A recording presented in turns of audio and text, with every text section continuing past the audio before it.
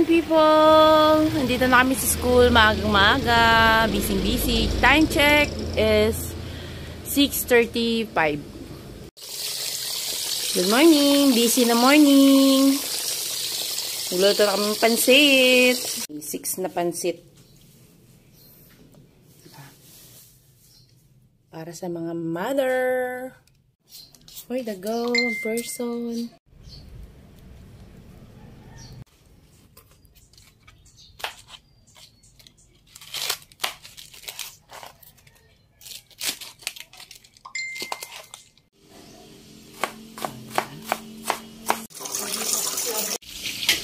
Where to go? Mag-gisa na tayo. Go for the pansit. To go. Masarap yung pansit namin. May atay balunan. Oh, diba? Guys, nalunod na natin yung mga gulay. Sinangkotsa na natin yung mga sangkap ng pansit, guys. For the go. Diba? Sabi nila, pag ganyan daw yung langgam, swerte daw yan. Hindi ko alam kung totoo. Diba?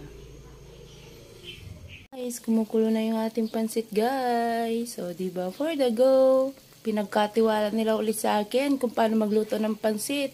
Sana magustuhan nila, guys. For the go, guys. Pinagkatiwala yung pansit sa amin sa hindi marunong magluto. O, diba?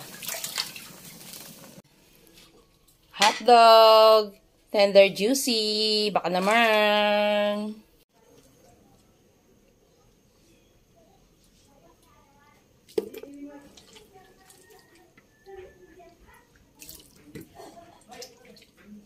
For the go. Ilang kilo to? 3.